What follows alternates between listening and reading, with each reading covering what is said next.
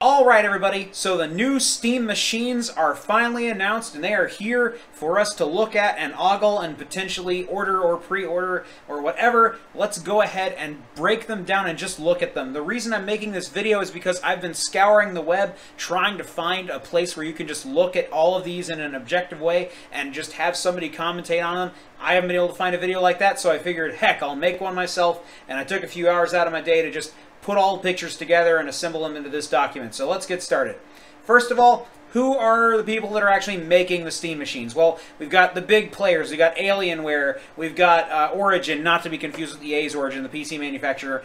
Falcon Northwest. We've got Gigabyte, Zotac, iBUYPOWER, CyberPowerPC, and of course Maingear is even getting in on this. So without further ado, let's go ahead and start talking about them. But first, I'd like to just point out some things. These prices are going to go down thanks to Moore's Law. Unlike consoles with walled-off gardens and no competition, Steam boxes will continue to drop in price as tech improves, and we'll be able to build our own computers for cheaper, meaning that the manufacturers will appropriately price the products based on hardware, i.e. an Xbox One might still cost a lot 10 years from now, but a Steam machine won't even cost 1/8 of its original value to get the same amount of power. In other words, these are not that expensive. Modern comparisons with last-gen specs, for instance, an Xbox 360 sells currently for $250. A PC with 4 times as much power as the 360 can be purchased for the same price. So, again, RAM will get cheaper, hard drives will get cheaper, just everything in general gets cheaper, graphics cards get cheaper, so these prices will go down over time. Now, this is the Spark. This is a little tiny box. I don't know if it comes in alternate colors. All we've seen is red so far. It's from Maingear. It looks really attractive. It's very tiny, very small form factor. It's got a bunch of USB 3.0 slots on the back. And that's about all I have to really say about it, because they haven't really been too upfront about the actual cost they're going to be placing on the thing. But what we can look at is it does have an AMD Radeon R9. It does have an AMD-based processor, so that's going to drive the cost down pretty significantly. Most people are estimating that this will cost over $1,000. I, however, would say that it's probably going to be more in the $700 to $900 range, because I don't suspect it to actually be driven up too high, considering it's going to come with SteamOS instead of Windows, and it's also going to be having, you know, things like the AMD-based materials, which are a bit cheaper than, say, like an i7 or an i5. Now, next we've got the Zotac. The Zotac is actually very interesting for me because you can technically strap it on the back of your monitor as pictured here. It also can sit upright and it can lay down. Again, this is another small form factor PC, very tiny. It's only going to be priced at $599. It's one of the lowest, and I think this is actually the cheapest model they have. They're calling it Enthusiast Class. They're not mentioning what kind of i7 or i5 or even i3 processor they might be putting on it. They also said the graphics will be an NVIDIA GeForce GTX something, which is kind of vague. I'm going to guess they're probably going to put a mobile card on it, a mobile graphics card. But the mobile graphics cards in the GTX line are not bad. I've seen a 770 Ti and a laptop run Crysis 2 at max graphics with no issues whatsoever. So I think realistically it's safe to say that whatever, you know, GTX graphics card they put in it, GTXs are always good. Like I always say when selling graphics cards, you just want to get something in the GTX line. It's just going to be awesome. Next, from Webhallen, or perhaps it's Webhallen, I don't know how you pronounce the name, I think they're a German-based company, is this $14.99. Well, it looks like a small PC. It does not look like a small form factor box like the previous two items we just looked at. This is definitely what you'd call like a LAN party mobile gaming rig. This is definitely just a flat-out PC. It's not a Steam box by any stretch of the imagination or description. It might be designed to fit small motherboards, considering the way that the graphics card is actually mounted in there, but really it looks like it's pretty much designed from the ground up to just be a small PC box, but it still is just a box. I don't know if the side door will have a see-through panel. I'm sure you can load some LED lights in there if you want it to be very pretty. It looks like it's designed to have it be looked at and ogled, considering the way that the power supply and the graphics card are laid out like that. That is definitely a GTX 780 graphics card. So that is a... Oh wait, is that a GT? Does that say GT? I'm pretty sure that's a typo. I think that was a typo. I was grabbing these text files from the web. I think that's got to be a typo because that looks like a GTX 780 inside. If that's actually not a GTX, then this is not worth it at all, but I think that's a GTX 780. So the price point actually makes sense. It's also got an i7 and 16 freaking gigs of RAM, and of course a terabyte of hard disk space, which by this point is pretty much standard. I would say this one is probably the more viable option if you want to future-proof your rig for the next 10 years. NC10 from Scan Computers. This is a very, very flat PC. It's only got an i3 in it, so I'm not sure if the cost really validates it. It's also got a mobile GTX graphics chip in order to fit that small form factor box. This is now the third small form factor PC we've seen in the market. The other one's just a straight up gaming rig. This one looks like it could fit actually on your shelf where you put your Wii console and stuff like that, or your Xbox. You know, it's definitely a lot smaller than the Xbox One to my knowledge. And it seems like a pretty good computer. It's only got 500 gigs of storage though, so again, really not making up for the cost, but I guess you're paying for the convenience and the size of the thing. One thing I am noticing that all of these rigs so far have had in common, though, is none of them have disk drives, and that is going to be something that will be angering a lot of consumers. But if you're buying it to play Steam games, why would you need a disk drive anyway? Next is the Chronos from Origin. This puppy is absolutely cool. I think that if I was to pick one in the list that would be mine, I think this is definitely one of my favorites. I like the fact that it's got 4 USBs. I think it's 4 USB. No, it's got 2 USB 3.0s on the front and something else. I'm not sure if those are USB ports or what. But you do have 4 in the back. You've got your standard PS2. I mean, this is basically just a gaming rig or gaming PC that's been jammed into a tiny flat box that's trying to be as flat as it can be while still being a gaming PC, which of course isn't very flat at all. Now, while I was last at Valve headquarters, I noticed that they had actually loaded one of these up onto the television there and they were using it, so that was pretty cool to actually see that in action. When I saw the Origin logo on it, I was very confused and was like, Origin, is that a PC manufacturer that makes boxes, or is that like from EA? And they were like, no, that's different from EA. It's like, oh, okay, because I got kind of weirded out by that. But yeah, it's got 2 potential GeForce GTX Titans inside of it, which is ridiculous. So the price will probably be $2,000 plus if you're wanting to get this one with the 2 Titans inside of it, because each Titan alone is $1,000 each. So it's definitely going to be over that. They've not actually formalized a price on it yet, of course, and they haven't mentioned if there will be any alternatives that, for say, won't come with a Titan or something like that. Like, I can imagine one of these with GTX 770 going pretty far. Next up is the Next Spa. This one we don't really know too much information on. It's just got a big green X on the front of it, like it's pretending to be an Xbox or something. It's got a I'm really hoping that's a typo, GTX 760, 8 gigs of RAM and a terabyte of storage with an i5. They have not named the price on this thing, but considering what is going into it, I would suspect it's somewhere between, you know, it's definitely going to be over, you know, $700. But it's probably going to be maybe under $1,200. So we're not sure exactly where this one's going to be priced. Again, it's only got 2 ports in the front. It looks like standard USB 2.0 and a 3.0. And yeah, I'm not really sure what else to say about this other than, well, it's got a big green X on the front like an Xbox, which is really strange. TheMaterial.net. This one, I went to their website. It just says, please come back later. So I just put that there like that's their motto or something. This is a big black box. I have nothing else to really say about it. It is a big black box. That's it. Were you expecting more? It's got a window on the side, I think. That's kind of cute. Is that a window, or is that just the side taken off?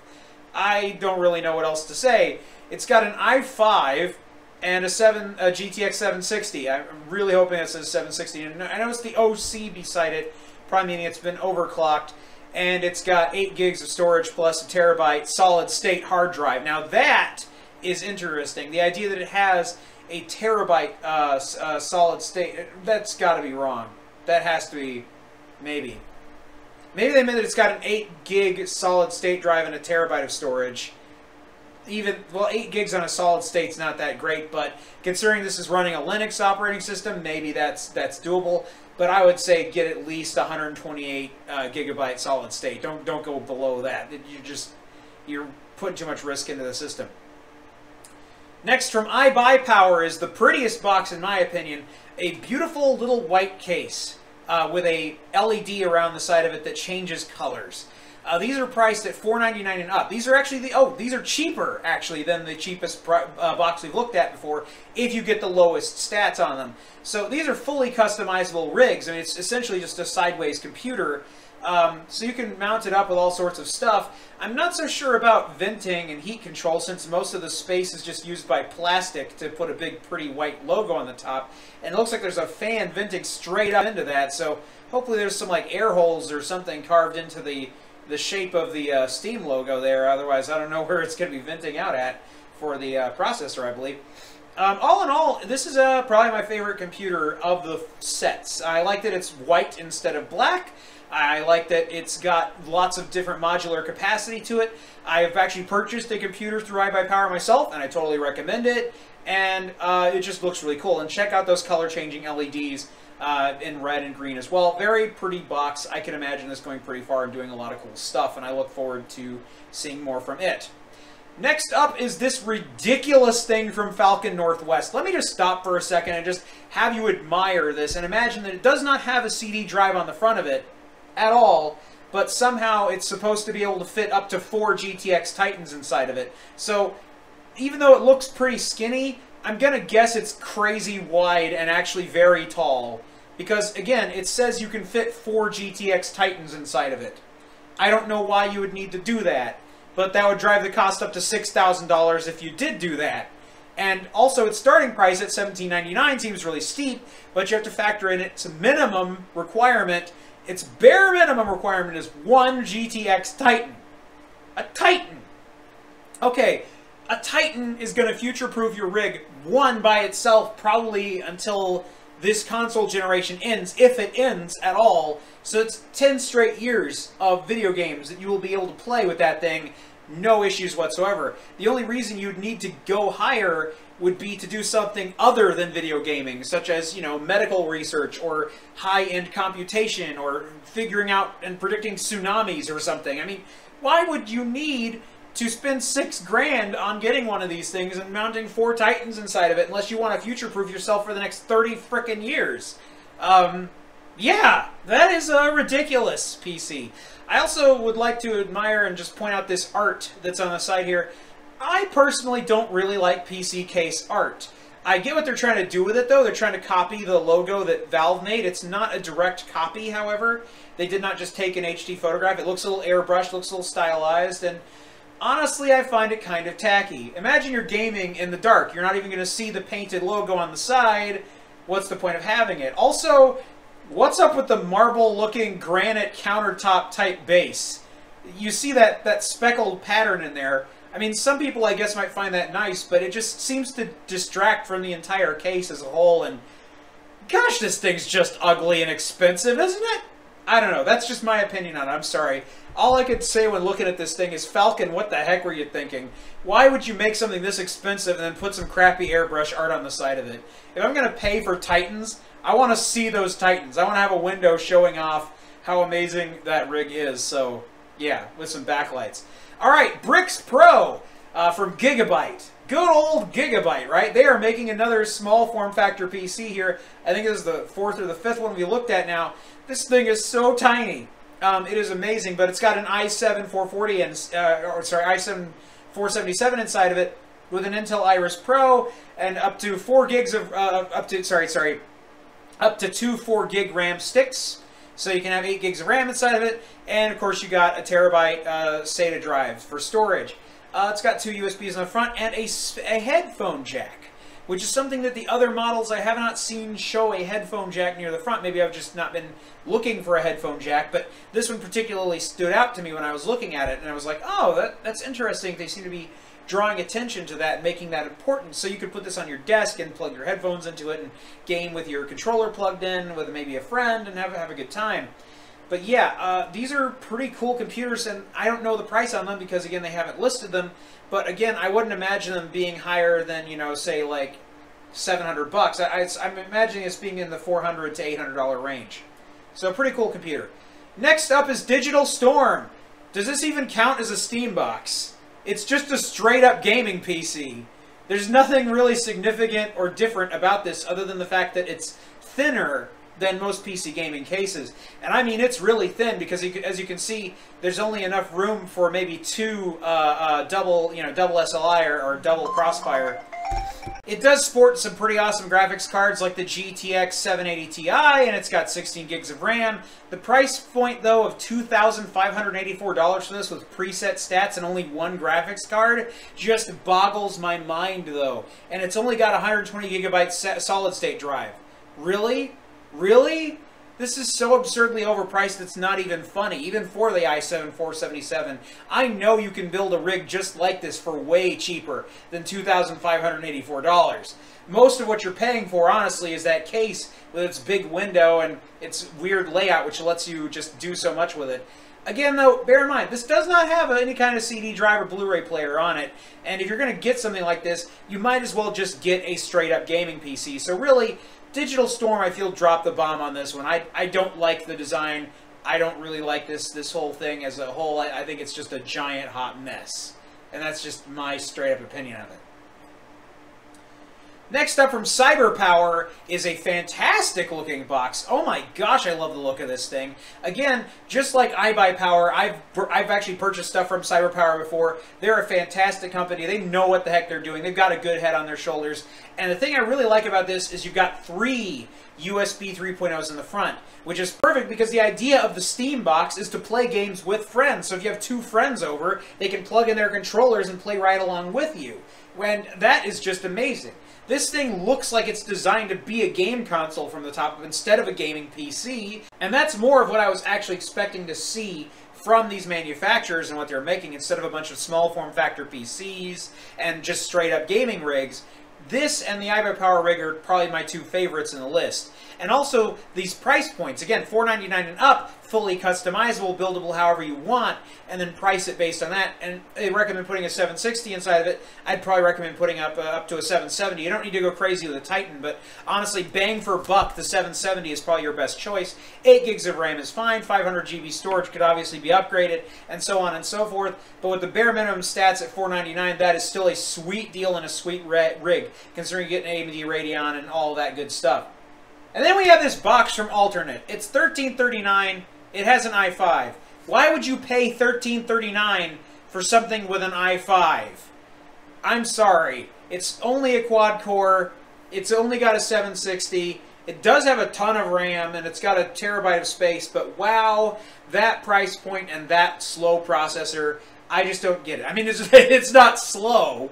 Don't get me wrong, it's not slow by any stretch of the imagination, but it still feels slower than, say, an i7, which has it's technically a hexacore with a simulated octa-core with 2 extra cores. Then we got Alienware. This is the last one on the list. We have no information about it. Alienware is being very coy about what this box can do and what its price is, which I'm going to assume is over-freaking-priced. Legitimately. Remember, this is from Dell, and as we've seen with other Alienware hardware, it's very beautiful, and it's powerful, but it's also really overpriced. So, I'm not going to hold my breath on this one. I'm not too excited for it, in the slightest. It's got a cool Steam logo, but beyond that, I don't see a lot of promise coming out of this one. And finally, I'd like to point out that there was no love for Piston. No love for Piston. Nobody mentioned the Piston. Nobody talked about it. Nobody even, threw out the idea of, oh, isn't it so great that Piston's coming out too and it'll be able to support the SteamOS just like everything else with its cool Linux-based modular motherboard that you can swap out parts at, and it's all fully customizable and, breaks down the standard motherboard infrastructure we're so used to seeing in so many computers.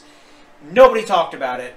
That makes me kind of sad, because I actually was really excited for the Piston, and now to see all these other small form factor PCs being announced with no love for Piston at all, I'm kind of sad and upset about it. But, c'est la vie. So, once again, in review, here, ladies and gentlemen, are your Steam boxes. Have a look. And let me know right down in the comments which one of these is your favorite. If you had to buy one of these and you had like infinite money, which one would you buy and plug into your TV and grab that controller and then play some awesome games with your friends like Castle Crashers or whatever? Because all of these can run Castle Crashers. All of these, no matter how low the stats can be, could run pretty much every game on Steam right now with no problems. What would you pick? What would you play on? Etc. Let us know down below.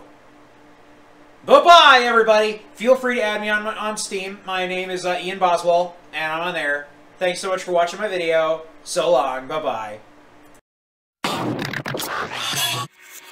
Game over.